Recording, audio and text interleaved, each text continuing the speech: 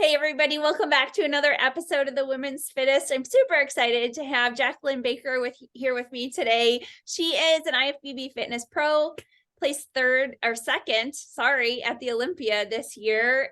Just moving your way up. Really excited to have you on. How are you doing? Thank you so much for having me. I'm excited to be here. I'm doing well, riding high after placing second at Olympia. So Yeah, it's been so fun watching you climb up further and further in your Olympia placings. You're kind of a chameleon. I was thinking about how, like, Whitney always talks about everybody kind of has like a style. And I think your style is that you just can do anything. Like, you have really great performance and your adaptation. And it's just like, I don't know what you're going to bring to the stage every time you come on, but it's always something exciting or beautiful or different. You just have a really great presentation. So thank you very much. I appreciate that. it's super fun. I don't know if it's I have a serious question. Is it a compliment, or is it a compliment if somebody compares you to somebody else? Or like if I were to say like, I feel like you have a style similar to Oksana, because she, like, sometimes she brings something very poetic and beautiful, and I've seen you present that way. And sometimes it's a little bit more like funky and crazy. So is that a compliment, or is that like, I don't know? I mean, I think comparing and contrasting competitors is natural in any sport. So I would take it as a compliment. I mean, as far as Oksana goes, she is, one of the Miss Olympias. So sure, it's a compliment. I think for me, what I always try to do is stay true to myself and who I am as an athlete. So being compared to other athletes wouldn't be an insult to me. It would just be, I think that's natural for any sport. Yeah. Okay. I just, like, I don't ever want to insult somebody or be like, hey, you're not, I don't know. I don't ever know how that comes across. I mean, I love her. Oksana has always been one of my favorites. And I feel like you said, she is like 4 times Miss Olympia or something like that. So I feel like it's a good comparison if somebody says, hey, you have Yeah, quality. definitely. Yeah. Yeah. Yeah. So that's got to be like something that you think about every time. This is the difference. It's not just about, like, with figure and physique, you're always obviously trying to improve your physique, but the physique round isn't nearly as important for you guys as your presentation. And you're always looking to, like, to talk, like Ariel said, you always want to kind of contrast the last type of performance that you did. Is this something that's constantly running through your head? I don't know that it's constantly running through my head. I think that I each time try to bring something that's a little bit of a level up from the last time. And just keep building and adding on what the judges seem to like from my last performance. But I don't think it's something I constantly think about. I think it's just how can you be and do better, the same as the physique round would be. What is the inspiration for, your performance when you step on stage? Do you hear a song, or do you, I don't know, what inspires you to come up with? So I actually have a team that we all decide together. So it's my coach, my choreographer, myself, and then one of my sisters, and we all brainstorm over, a couple months of throwing back songs, throwing back costume ideas, or what, like, skill ideas we think we want to start with, and then we'll be like, okay, well, maybe we'll start with this song, or this costume really goes with this song, and we kind of just bounce ideas back and forth until it hits. There's really no rhyme or reason the way we do it. Like, someone will write back and we have like a group chat, and someone will be like, yeah, I like it, and the other one's like, meh, I like it, but it's not it. And we kind of all know when it's not it. For instance, this Olympia, I had a song, a routine, costume, and at 4 weeks out, we scratched the whole thing. What? I think it was maybe 5 weeks out, and we just changed the song. I wasn't feeling it. My coach wasn't feeling it. My choreographer was like, "It's good, it's fine, but it wasn't it. And we just scratched it, changed the music, changed the costume, changed the routine. So that's kind of how we work. It's very different than I think most of the fitness athletes. Yeah. The other thing I think about too is like if you're practicing something for an extended period of time, I don't know if you think like this, but I personally, like if I was practicing a song for like a physique posing routine, I can get sick of the song. Yeah. And so if you got sick of it, by the time you had to perform it, that would be Yeah, I think sometimes it can become stale or it can be a little stagnant. I think finding new ways to really accent the music or feel the music in a different way can help with that. Because I danced professionally prior to bodybuilding, so you'll do a show for a year or two at a time. So you can't really just you get sick of it, of course, but you find new ways to bring something new to the table each performance. So it really just challenges you. Yeah.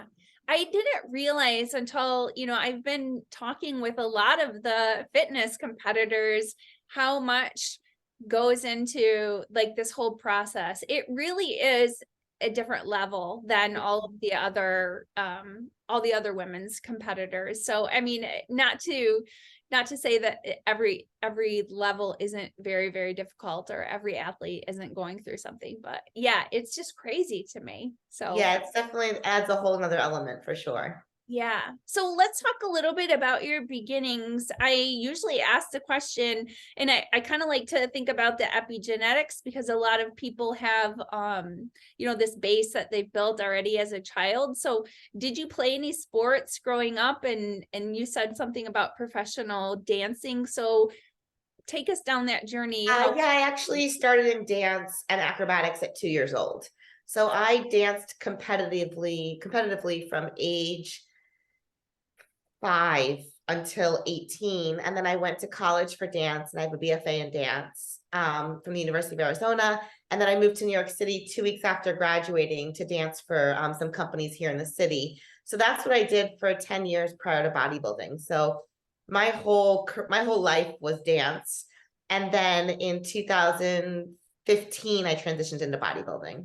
Okay. And that was right in the middle of we're about 5 years into things are really changing in the bodybuilding world. Social media grabbed on. Exactly.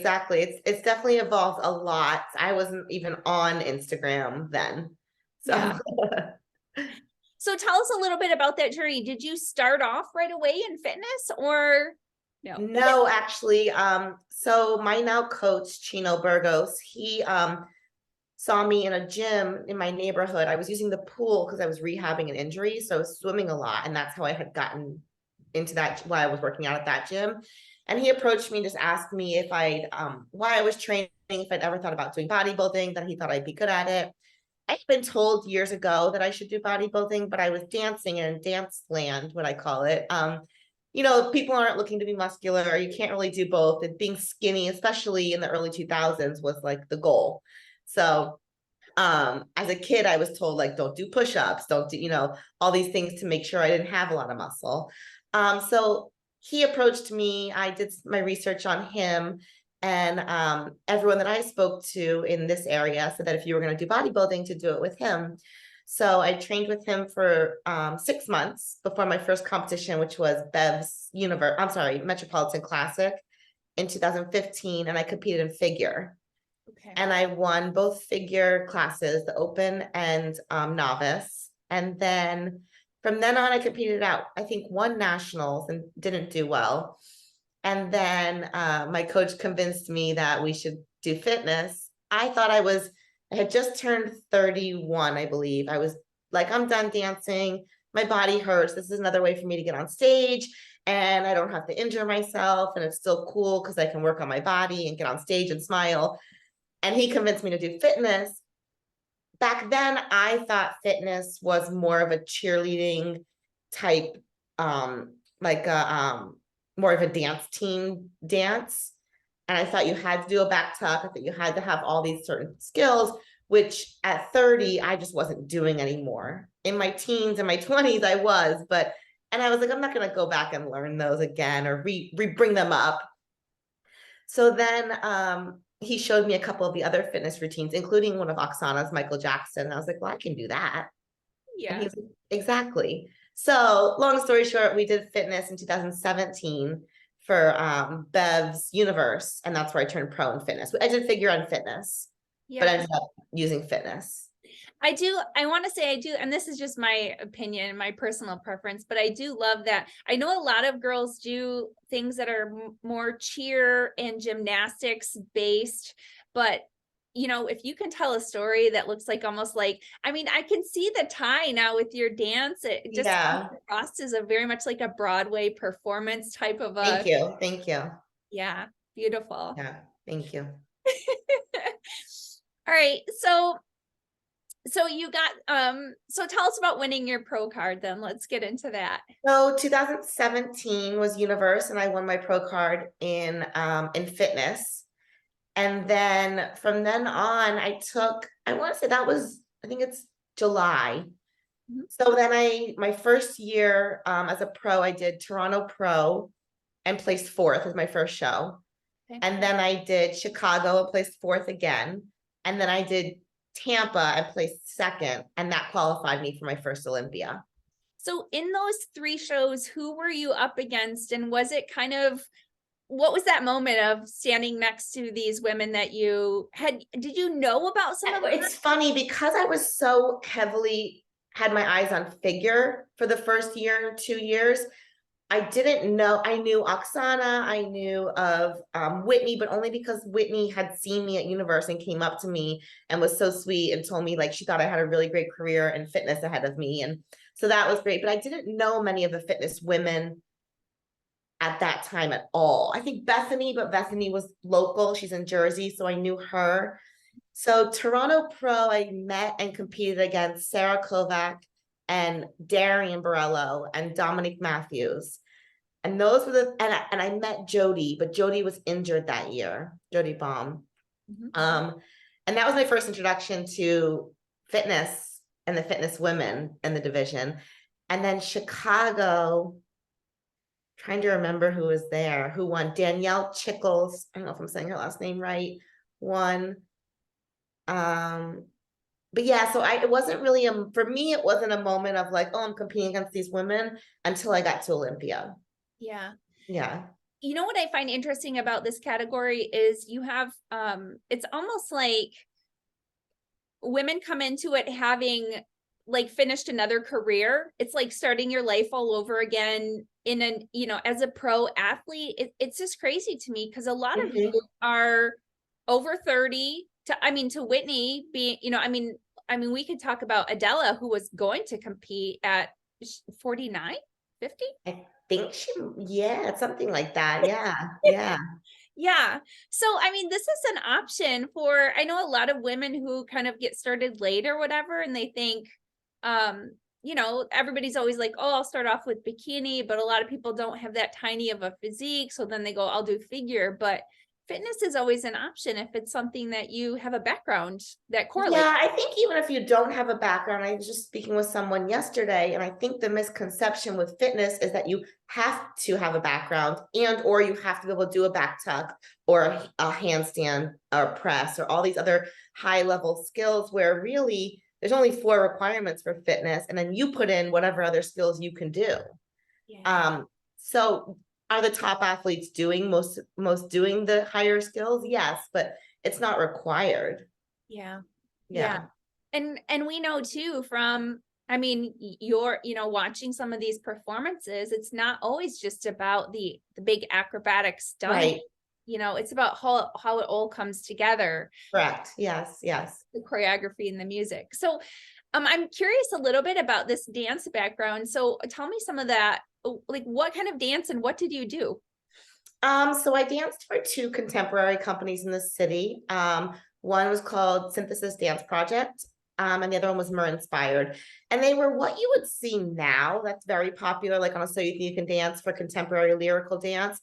Back in the early 2000s, it wasn't as prevalent. So there were very small companies here in the city in New York that did that. I also danced for Sting. I danced for Alice Cooper. I danced for Royal Caribbean Cruise Line. So a lot of like most dancers, random gigs here and there throughout my career. But yeah. That's really cool. So, I wanted to know a couple of stats. How tall are you? And like, what's the weight progression been from the beginning to being on stage now?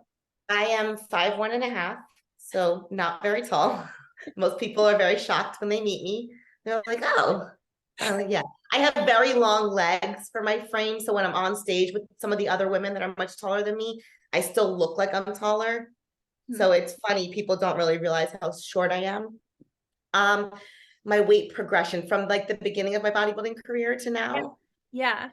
I would say I was in the high 130s when I first started bodybuilding. Wow. 135, 138. My stage weight this past year was 120. Okay. But I'm right now about 128, 129 going into Arnold's at 5 weeks out. I would say my improvement season weight is what I like is like a 133-ish.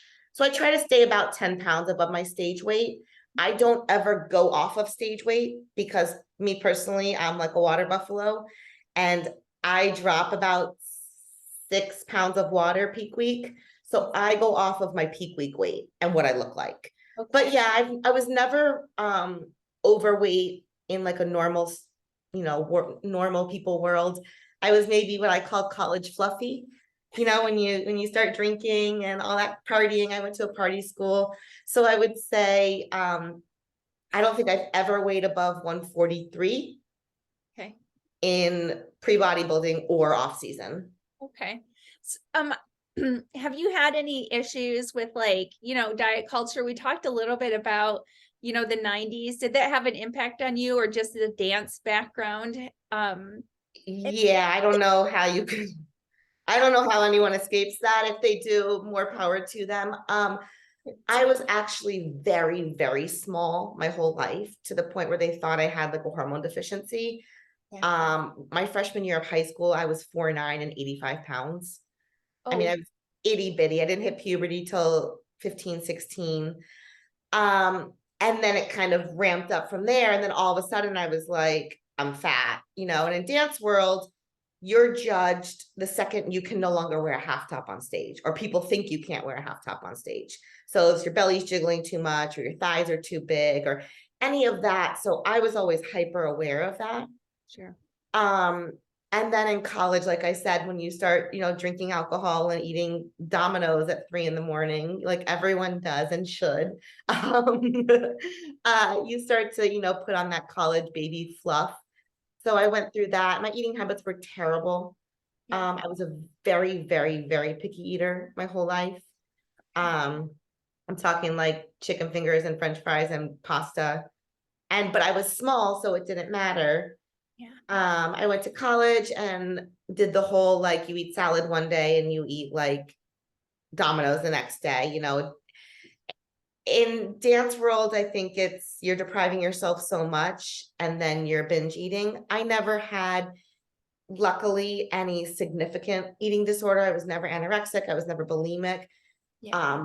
Back then there was not BED, which is binge eating disorder. I would have classified myself as that in college for sure, post college. So yeah, I mean, I think over the years I've built a much better food relationship, thankfully, and I think bodybuilding has helped with that. Yeah, that was gonna be And my just question. being older and wiser, and yeah, knowing food is not going anywhere and not depriving myself daily of things that I like. So yeah. Yeah. That is like, isn't that the key with the healthy food relationship though? It's because the binging happens because you're always going to start tomorrow. Like you're always going to start the diet tomorrow. And then it's like, oh, Yeah. I can't have this. Right. And I think, try to teach people is removing the bad and the good from foods. Nothing's bad or good. Yeah. There's no, I mean, you could have 45 avocados. That's not necessarily good, like, so I think removing labels on food is very helpful, and removing the guilt and the punishment from yourself is really important. Yeah. And that's what I've learned to do. Don't get me wrong, I still fall into those traps, but you're human. Yeah. Yeah, absolutely.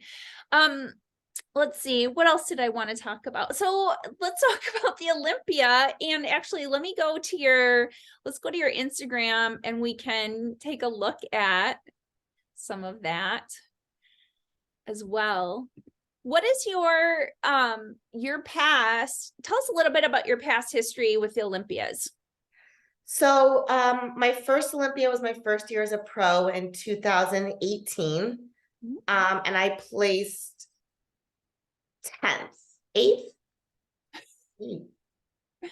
Where am I think it was 10th. No, shoot. I'm not really sure because I'm getting the Arnold and the Olympia confused.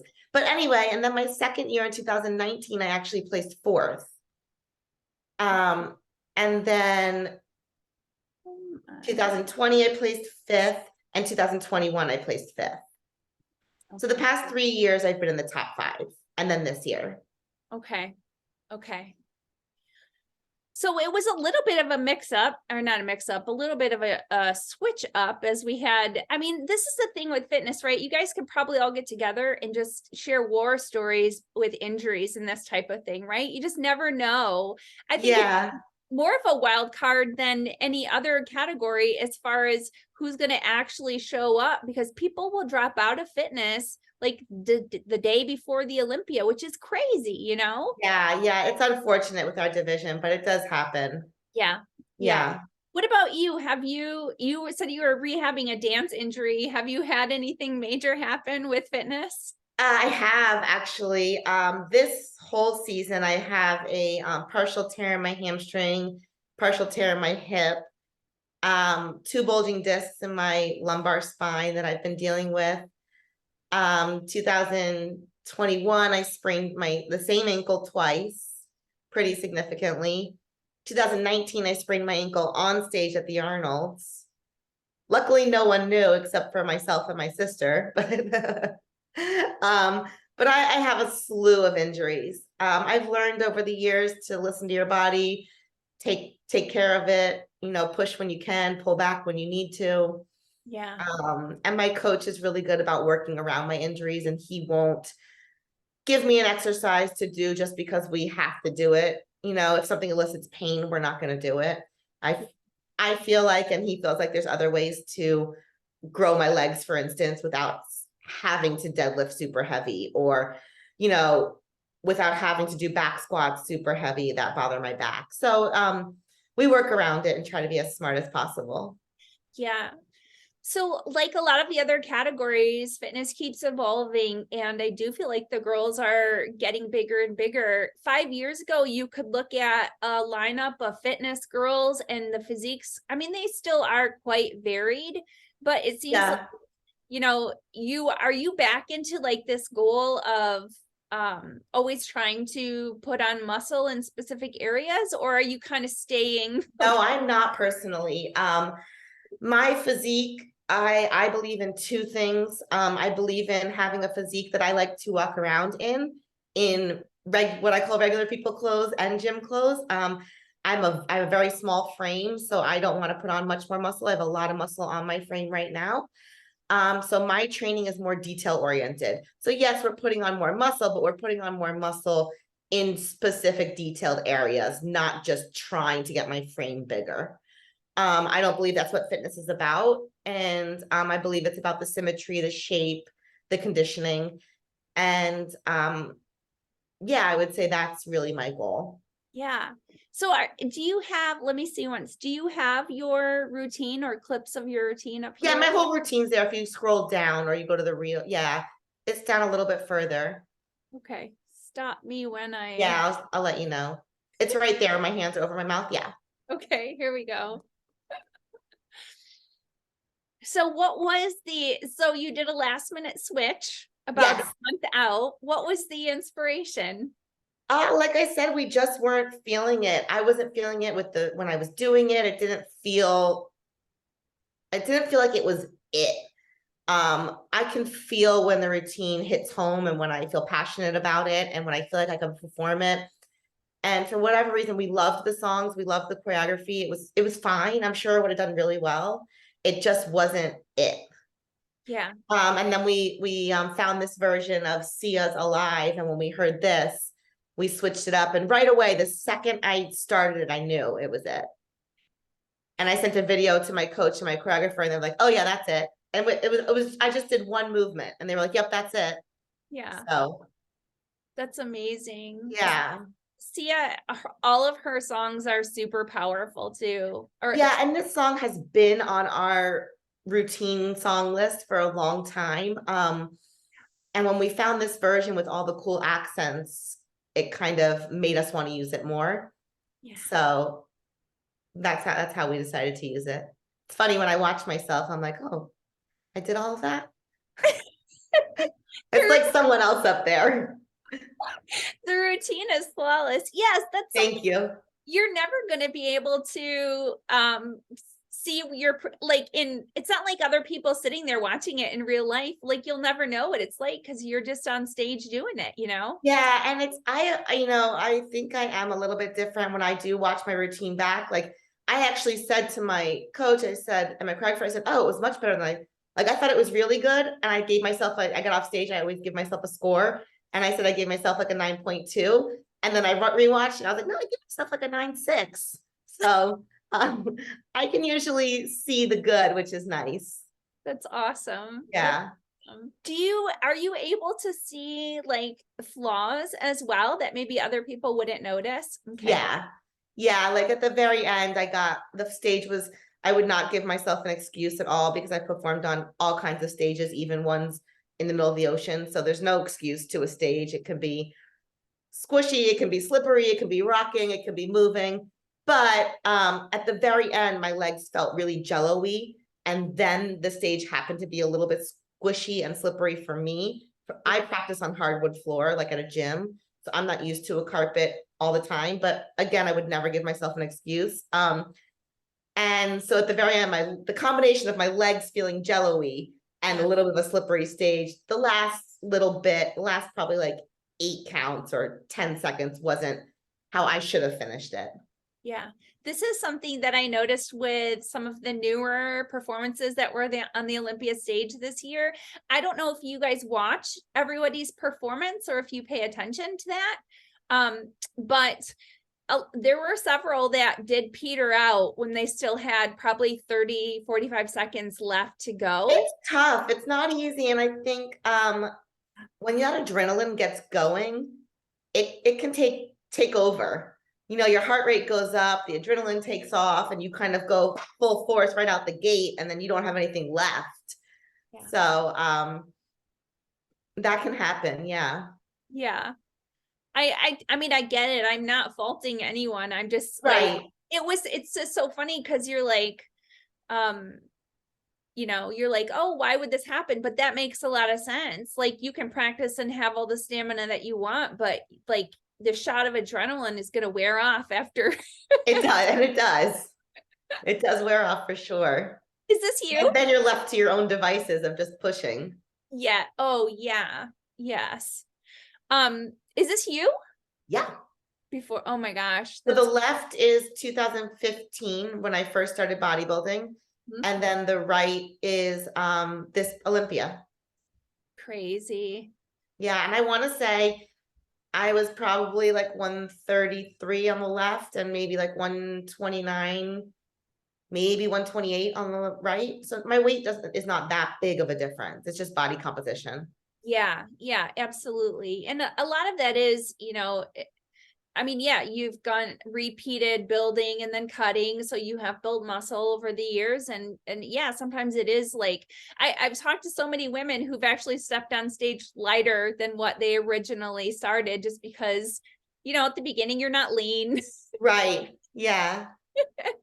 So very cool. So I didn't even check now. Are you on the list for the Arnold or? I am. Okay. Yep. How far out are we now with this? 5 weeks. Friday was 5 weeks. And you're going to be doing something completely different, I'm assuming. We're deciding. It kind of always depends. Yeah, we'll see. Yeah. This is cute. Thank you. Yeah. Yeah, your Instagram is a great compilation of, you have, stuff that you're doing working out, and selfies and stage shots, and obviously what was this? Your meal after? Oh, that was right after I got off stage at Olympia. Yeah. She's like, is it Yep. was it Five Guys? What is it? No, that was Gordon Ramsay's burger place, right inside the hotel. We didn't even leave the hotel, so. That's awesome. So a burger and fries that your go-to after? It's not. I call myself a junk food lover. I'm like a toddler. I like chicken fingers and French fries, burger. So usually what my family does after a show is we order the whole appetizer menu, and I just kind of pick at everything. Like I was eating a quarter of a burger there. I like to have a little bit of everything. Yeah. So that's usually my go-to. Yeah. Any desserts, any sweet stuff? Oh, yes, I am an ice cream fanatic. Okay. Ice cream, cookies, candy, birthday cake flavored anything, peanut butter and anything, Oreos, anything, all of that. I would forego all food just for ice cream. Oh my gosh, that's amazing. Yeah, Yeah. birthday cake. Oh, and cookie dough. I'll do any Yeah, cookie all dough. of it. So, so how do you like people would say, well, how do you look like that with you, having such a, like, I mean, you're obviously a certified foodie, right? So Yeah, yeah. what would you say, portion or goals? I am all in when I'm in my prep competition for prep. Even in off season, I have planned out free meals. I call them free meals. I don't pick at all. When I'm eating ice cream, I'm eating ice cream and I'm all in eating it. When I'm not, I'm not. So during my competition season, I don't get a free meal. Could be 5 months, could be 3 months, could be 9 months. I if my coach feels I need it, then he'll give it to me. But other than that, I am strictly to the plan, just the foods that I eat. And I have made my foods, my coach and I, foods that I really enjoy. I have honestly zero cravings during my preps. Now, am I hungry on certain days because the food's lower or I'm exhausted? Yes, but I don't crave anything. And then when we go into my improvement season, I have like 1 to 2 free meals a week where I eat whatever I want. Yeah. And I hate that phrase actually because I eat whatever I want now, but I eat foods that are not on my plan. Yeah. And I've gained complete control. My whole freezer here is full of cookies and ice cream. The top of my fridge has cereal, granola bars, Doritos, whatever you could imagine is in my apartment right now, and I just don't touch it. Yeah.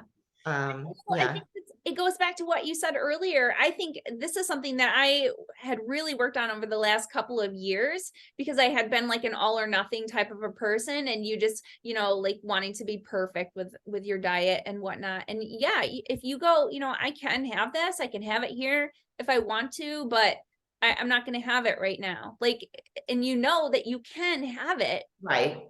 Well, the thing I tell myself and my clients is food will always be there. There's no, we're fortunate that there's no shortage of food. So let's say I go somewhere, like, I don't know, let's say I was going on a trip somewhere and they only had a certain kind of cake there. I would take a bag, put it in a baggie and bring it home and freeze it for when I can have it. If I wanted it that much and I was never going to be able to have it, but it doesn't mean I have to eat it right then. Yeah. So yeah. That's awesome. I just think it's awesome. And like you said, I think it's that evolution too of getting older and wiser, Yeah, definitely. I mean, I think it comes along with it. I know what foods make me feel good. I know I'm gonna have good energy. I know what foods will make me feel crappy, which in turn makes me in a bad mood.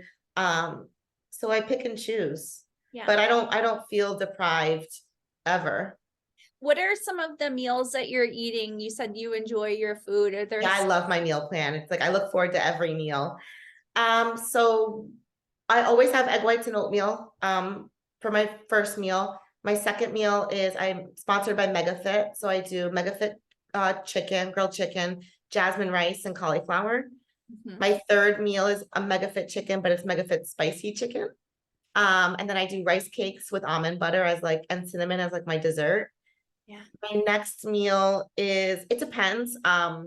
sometimes I'll do egg whites again and some rice cakes, or I'll do the chicken and rice and cauliflower again. Yeah. My meal 5 is always miracle noodles, which are konjac noodles. They're a root vegetable. And I do mega fit ground beef with that. And then my last meal is a protein ice cream that I make with HT Muscles Pro HT, which is their protein powder, and a tablespoon of peanut butter. Nice. So yeah. Yeah, I think that, you know, between cooking and seasoning and, you know, even adding a little bit of like olive oil or avocado can really make a huge difference with. Yeah, spices are everything. Yes. And just, you know, finding healthy ways to make things that you like. And I think like I love tacos. So in my improvement season, I take a measured out guacamole. I use the MegaFit spicy taco chicken. I use some wraps. So I'm making that food that I like and I enjoy. Yeah. And it's, you know, if you can do that, like, you know, a lot of people will go out to like Qdoba or Chipotle or whatever, and you just, you know, you can portion control it at home. It's a lot cheaper. Like these are things that you can make at home really inexpensively too. Yeah. You know what I mean? Yeah. And still be good. So Yeah. I would say, yeah, I'm also a volume eater. So I like very big meals that are calorically low. So to me, I'd rather eat something that's I make at home where I know the oils and butters aren't, you know, in it, so I can eat more of it. yeah, that makes a lot of sense. I'm like a big salad person. I love a big salad. Yeah, I don't. So everyone's different. Salads hurt my stomach. So Oh, yeah.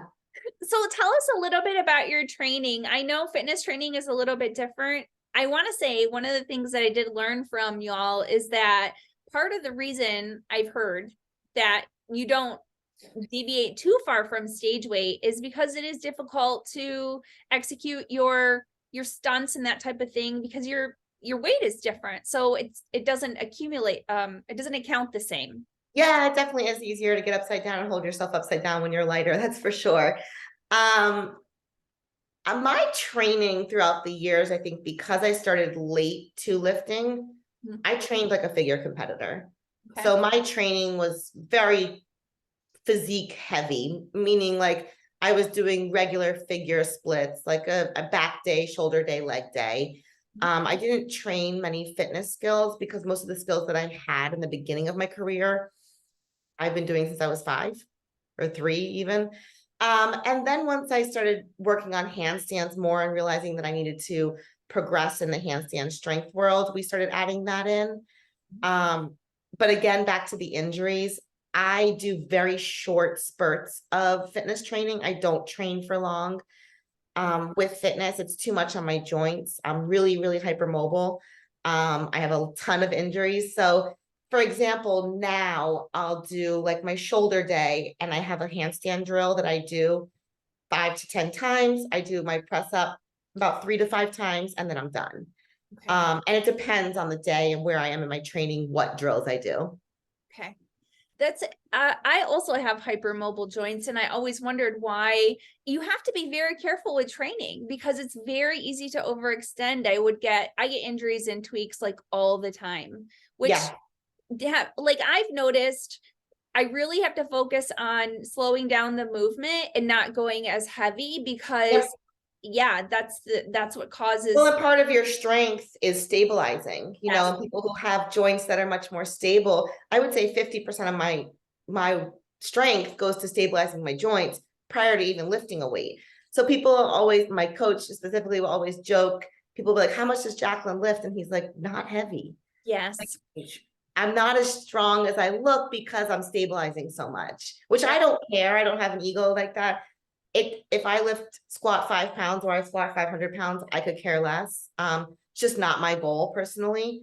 But yeah, so hypermobile joints are tough to train around, and keep injury free. Yep. I feel so seen. Yeah, it's not easy. So I do a lot of physical therapy, a lot of stabilizing exercises, in my training also.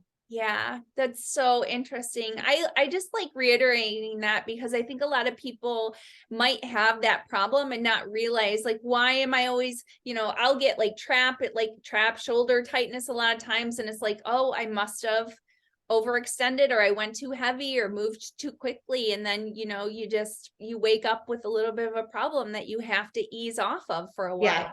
Yeah, definitely. Yeah. So very cool. Well, do you have time for a couple of just more fun questions? Sure. No? Sure. So where are you in the birth order with your siblings? Oh, I'm the middle child. So I have one older sister and one younger sister, and we're all 2 years apart.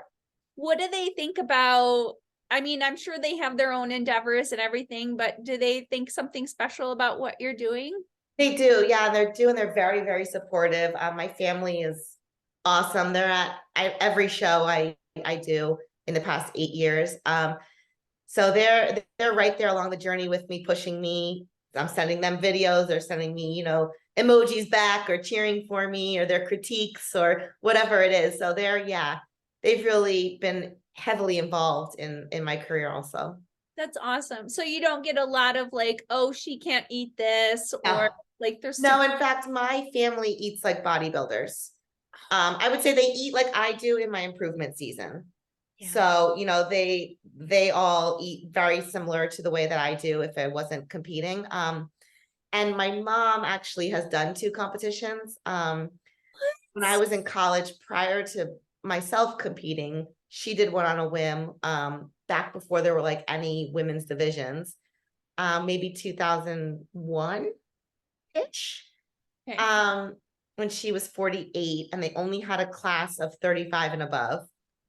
And then once I started competing, I guess 20 years later or so, maybe not that long, 15 years later, she did a competition at 64. Wow. So yeah, so my family's very involved. They're all very fit, and I train both my sisters virtually. My parents work out with a trainer in Florida. So yeah. That's awesome. It's never too late. I was thinking about this when you were talking about, you got into this you said like 31 is when you started. And I think it was right before I turned 31. I was 30, yeah. Whenever you start, like, you said you did your first competition in like 6 months. I don't think it takes a lot of time if you have a pretty decent training regime, because those newbie gains at the beginning are really, I mean, they're really, really something. So whenever you start is the beginning of your bodybuilding age, I guess I would say. Yeah, yeah. I mean, I lifted a little bit before that, but nothing like now. I mean, I didn't lift legs because dancers weren't supposed to have muscular legs in that regard. I had just started a training program that I had made for myself, just like to really get into lifting more before I started working with my coach. So it was brand new to me for sure. Yeah, that's awesome. Very cool. What is your favorite and least favorite thing about social media? Oh boy. Oh, that's a loaded question. My least favorite thing, I have a couple, are the filters and the photoshopping that people do, and the outreach that it has on younger women specifically. I feel really, really passionate about presenting myself as me, like I am right now. Not filtered, not edited, not, I mean, obviously we all post pictures where we like our angles or this or that, but I think it's detrimental to young children out there right now. That will be one of my least favorite things. Yeah. The other thing is, as being an athlete, being represented by companies not really wanting your accolades and your awards so much as they do your following and your interaction with followers. So I would say those 2 things, really, the fakeness and then the misrepresentation of fitness, and how people will follow anything that they see because they think that this person has a great body from that exercise A, B, and C. Yeah. My favorite thing is being able to share my journey with everyone and inspiring people. And I spoke with someone yesterday who said to me, she said, you do it so differently. You're inspiring and you're not, just posting how good you look or sharing my story and sharing my challenges. Not every day is great. Not every day I'm excited to go to the gym. Half the time I'm like, oh gosh, I have to go again. So I think just being true to myself and being able to represent myself. as myself and not being fake is my favorite part of social media.